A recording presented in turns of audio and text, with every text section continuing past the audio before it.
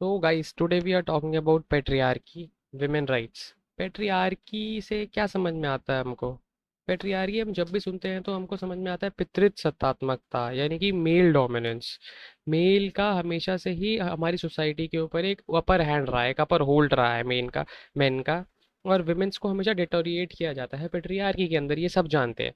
लेकिन क्या कभी आपने इसका ऑल्टरनेट साइड सोचा है कभी? मैं आज आपको इसका मेंस साइड बताने वाला हूँ कि पेट्रियार्की क्या है मेंस के रूप में, विमेंस को क्या राइट में मिलते हैं, विमेंस का रोल क्या है सोसाइटी के अंदर, और उनका रोल पेट्रियार्की ने क्या बना दिया सोसाइटी के अंदर। ये इन तीन चार क्वेश्चंस के हम आंसर देंगे। तो पेट्रियार्की से इतना तो समझ में आ रहा है कि भैया विमेंस को दबाया जाने वाला है, विमेंस क्या कम राइट मिलने वाले हैं, विमेंस को कम रोल मिलने वाला है। लेकिन इसके इसके कॉन्ट्रीब्यूशंस की बात करें अगर हम, तो कॉमन प्रैक्टिसेस या कॉमन प्रैक्टिसेस की बात करें तो पेट्रियार्की हमें कहाँ कहाँ देखने को मिलती है। तो मैरिजेस में दिखती है पेट्रियार्की, इनहेरिटेंस में दिखती है, मैरिजेस के अंदर जैसे कि हमेशा लड़के को ही ज़्यादा ही प्रेफरेंस दी जाती है, लड़का लड़की को देखने जाएगा, लड़की नहीं जा सकती है, ऐसे रूल्स बना रखे हैं सोसाइटी ने कुछ अपने अलग अलग, जिससे मेल डोमिनेंस को ही दिखाया जाता है इसके अंदर।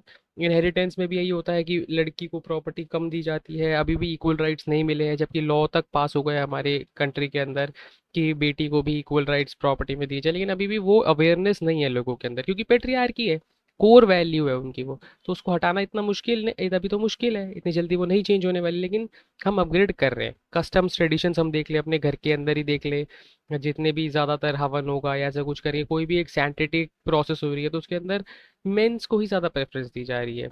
मॉरल स्टैंडर्ड्स बॉयज़ या गर्ल की बात कर ले तो उसके अंदर भी उसी को ही ऊपर दिखाया जा रहा है, लड़के को ही। लड़के को स्टड बोला जा रहा है अगर उसकी एक से ज़्यादा गर्लफ्रेंड है, लड़की को तो कैरेक्टरलेस बोला जा रहा है अगर वो किसी दूसरे आदमी से बात भी कर लेती है तो ये डबल मॉरल स्टैंडर्ड्स की ही बात हो रही है, जो कि दोनों के अंदर एक डिस्पैरिटी दिखा रहा है, दोनों को अलग अलग दिखा रहा है। पेट्रियार्की है ये, डिवीजन ऑफ लेबर्स है कि विमेंस को हल्के काम दो, विमेंस इतनी पावरफुल नहीं है ये सोचा जा रहा है उनको, विमेंस इतना काम नहीं कर सकती है, ऐसा सोसाइटी ने बना लिया खुद से, हमने नहीं बनाया है ये। लेकिन इसका अगर हम ऑल्टरनेट साइड देखें, क्या मेंस के साथ भी सेम हो रहा है? मेंस हमारे एक इमोशनलेस आदमी बन के रह गया, इमोशनलेस हो गया वो, क्योंकि इतनी रिस्पॉन्सिबिलिटीज उसके ऊपर आ गई हैं। इस पेट्रियार्की के चक्कर में ही वो खुद का ही फ्लैग बेरर बन गया है, और वो फ्लैग लेके अब घूम रहा है बेचारा दुखी होता हुआ। उसको कोई ऐसा राइट नहीं मिला है सोसाइटी के अंदर देखा जाएगा तो। लेकिन फिर भी वो एक रिस्पॉन्सिबिलिटी के हिसाब से चलता है और अपनी प्रॉब्लम्स को अपने तक ही रखता है, दूसरे को नहीं शेयर करना है उसको, उसको ही कमा के लाना है घर के अंदर। विमेन को आराम दिया गया है इसके अंदर, और विमेन अब इंजॉय कर रही है इस चीज़ को। देखा जाएगा तो बहुत सारी विमेन इसको इंजॉय करती हैं, बहुत सारी ऐसी ऐसी सब विमेन्स तो नहीं है, हर एक विमेन इक्वालिटी चाहती है सोसाइटी के अंदर, वो भी काम करती है। लेकिन विमेन्स इसको इंजॉय करती है, विमेन्स को कोई रिस्पॉन्सिबिलिटी नहीं है, कोई परेशानी नहीं है, वो टेंशन फ्री है, इंजॉय कर रही है अपने लाइफ को। लेकिन मेंस, उनको इतनी रिस्पॉन्सिबिलिटीज डाल रखी है, उनको कमा के भी उनको लाना है, घर भी उनको चलाना है, उसके बाद बाहर का भी उनको देखना है। तो इतना उनके ऊपर प्रेशर होता है कि वो इमोशन लेस होते चले जाते हैं। और फिर हम आप ही लोग बोलती है उनसे कि भैया आप में कोई इमोशन नहीं है, कोई इमोशन नहीं है। उसको बेचारे को हर तरफ से मारा गया है बचपन से लेके अब तक, और अब ये पेट्रियार्की उसको दबा रही है। उसको पता नहीं है इकोनॉमिकली कितने लॉस में जा रहा है वो, अपनी वाइफ को घर पे बिठाने के लिए, अपनी वाइफ को काम ना करने देने के लिए, या अपनी सिस्टर को, अपनी बेटी को परेशान करने के लिए वो कितना दुखी हो रहा है। डिवीजन ऑफ लेबर की बात कर ले अब, तो डिवीजन ऑफ लेबर को या role of women in the society को, कि विमेंस का रोल है क्या सोसाइटी के अंदर, उसके बाद डिवीजन ऑफ लेबर पे आते हैं। पहले रोल की बात कर लेते हैं, तो सोसाइटी के अंदर हमारी सोसाइटी को पेट्रियार्की ने बहुत ही संकीर्ण बना दिया है। मेंस को ही सोल राइट दे दिए हैं, सारी रिस्पॉन्सिबिलिटीज उसको दे दी हैं, इसकी वजह से उस पर प्रेशर भी है। लेकिन विमेंस को जो है वो हाउस होल्ड चोर्स या टेक केयर ऑफ चिल्ड्रंस के लिए ही बना दिया गया है, कि भैया आप घर पे रहिए, घर के काम कीजिए, बच्चों को संभालिए, उससे ज़्यादा उसका कोई काम रखा ही नहीं है। जिसकी वजह से हम स्लोली और स्टेडीली फिर से पास्ट में जा रहे हैं, हम इकोनॉमिकली इतना अपग्रेड नहीं कर पा रहे हैं। हम धीरे धीरे बढ़ रहे हैं, लेकिन वो जो ग्रोथ आनी चाहिए, जो कि डेवलप्ड वर्ल्ड से लड़ने के लिए हमें चाहिए, एक ग्लोबल लीडर जो हमको बनना है, हमारे पीएम कहते हैं ग्लोबल लीडर इंडिया रैंक 3 पर आ जाएगा इकोनॉमी में। तो जब तक विमेंस की इक्वालिटी नहीं आएगी तब तक नहीं हो सकता वो। यूरोप से 18 सेंचुरी तक बहुत आगे थे, फिलोसफिकली, कल्चरली, इकोनॉमिकली। 22% जीडीपी का शेयर हम रखते थे, लेकिन धीरे धीरे गिरते चले गए, क्योंकि इंडस्ट्रियल रेवोल्यूशन के अंदर जब यूरोप में 18 सेंचुरी में आया वो, तो उन्होंने विमेंस को एज अ पेड लेबर उतार दिया। जैसे ही पेड लेबर के रूप में उतारा, वहां पे उनको फैक्ट्रीज, उनका घर बार वो विमेन संभालने लगी, और उन्होंने जाके कॉन्कर करना शुरू किया वर्ल्ड को। तो ऐसे जब उन्होंने अपने काम बांट लिए तो कितना ईजी हो गया उनके लिए। और वो अब इस टाइम अगर आप पूरे एशिया से भी उनको कंपेयर करेंगे तो वो यूरोप बहुत आगे है। क्यों? क्योंकि उन्होंने अपनी विमेंस को इक्वल राइट्स दे रखे हैं। इक्वल राइट्स अभी भी वहां पर देखा जाएगा तो इक्वल अपॉर्चुनिटी नहीं है विमेंस को, लेकिन हाँ, बहुत सारी जगह पे इक्वल राइट्स हैं जिसकी वजह से विमेंस आगे बढ़ रही हैं, निकल रही हैं। अब डिवीजन ऑफ लेबर की अगर हम बात करें तो इसको दो टाइप से बांट सकते हैं, स्ट्रक्चरल वे और मार्क्सिस्ट वे। स्ट्रक्चरल हमेशा यही कहता है कि मेन ज़्यादा पावरफुल है, मेंस के पास ज़्यादा मसल पावर है, मेंस ज़्यादा बाहर के काम करने के लिए बना है, मेंस के हार्ट, ब्रेन, बोन्स ये सब विमेन से ज़्यादा स्ट्रांग है, और नेचर ने ही उन दोनों को डिफरेंट बनाया है। तो उनको हम कौन है इक्वालिटी देने वाले, ऐसा स्ट्रक्चरल वे कहता है। अब मार्क्सिस्ट वे की हम बात करेंगे, मार्क्सिस्ट क्या, मार्क्स कैसे सोचते हैं इस बारे में, मार्क्स की आइडियोलॉजी रखने वाले लोग। तो वो कहते हैं भाई स्ट्रक्चरल वे बिल्कुल गलत है, और इकोनॉमिकली डोमिनेंस वुमेन के लिए बहुत ज़रूरी है। अगर वुमेन इकोनॉमिकली डोमिनेंट है तो कोई प्रॉब्लम ही नहीं है।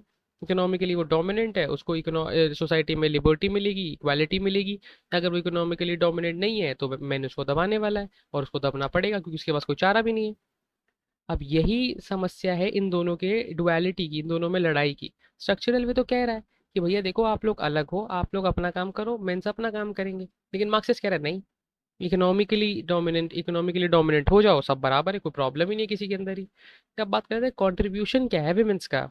तो एक फेमस कोट से मैं शुरू करूंगा कंट्रीब्यूशन को। India is a bird which is flying with a clipped wing, more it flies more it falls. India एक ऐसा पक्षी बन के रह गया, हमको सोने की चिड़िया तो बोलते ही थे, तो सोने की वो चिड़िया बन के रह गई जिसका एक पंख हमने खुद ही बांध दिया है। एक पंख से बेचारा उड़ रहा है। कैसे ही उड़ेगा, कितना उड़ जाएगा, जितना उड़ेगा उतना गिरेगा। यही इस कोट का मतलब है। अगर हम इंडिया में ही कंपैरिजन करें डिफरेंट स्टेट्स का, तो नॉर्थ इंडिया से साउथ इंडिया का जब मैं कंपेयर करने जाता हूँ तो मैं देखता हूँ कि साउथ इंडिया के अंदर थोड़ी प्रोग्रेस नॉर्थ इंडिया के मुकाबले ज़्यादा है, क्योंकि वहाँ पे विमेंस को इकोनॉमिकल इंडिपेंडेंस दी गई है, विमेंस को भी काम करने दिया जाता है। जबकि नॉर्थ इंडिया के अंदर रूरल इंडिया के अंदर ही हमको देखने को मिलता है कि विमेंस फार्म में काम कर रही हैं, थोड़ा बहुत, वो भी मिनियल जॉब्स, ज़्यादा कोई इतना पैसा नहीं आ रहा उनसे, उनका शायद घर का खर्चा हो जाता है उससे, और ज़्यादा कुछ नहीं है। तो economical independency is very important, जो कि हमें साउथ में देखने को मिलती है, साउथ इंडिया के अंदर। लेकिन नॉर्थ इंडिया में वो इतनी नहीं देखने को मिलती है। Women as a work force बहुत ही इंपॉर्टेंट हो सकती है हमारी सोसाइटी के लिए, हमारी फैमिली के लिए। अगर वो पैसे कमा के ला रही है तो वो घर में देगी, अपने बच्चों को पढ़ाएगी, उससे काम लेगी, उस उन पैसों से एक अच्छी जगह इन्वेस्ट करेगी उनको, जिसकी वजह से फ्यूचर में उसी को रिटर्न मिलेगा। इकोनॉमिकली उसके वो इंडिपेंडेंट होगी, उसके बच्चे सोशली इकोनॉमिकली इंडिपेंडेंट हो जाएंगे, और कंट्री भी प्रोग्रेस करने लगेगी। इसी को कहते हैं दिन दुगनी रात चौगनी कमाई करना, जो कि विमेंस के आने से हो जाएगी। मैंने अपना काम कर रहे हैं, लेकिन फिर भी सिविल वॉर्स, सोसाइटी में इनइक्वालिटी, डिफरेंट टाइप के प्रॉब्लम, डिजास्टर्स आ ही रहे हैं।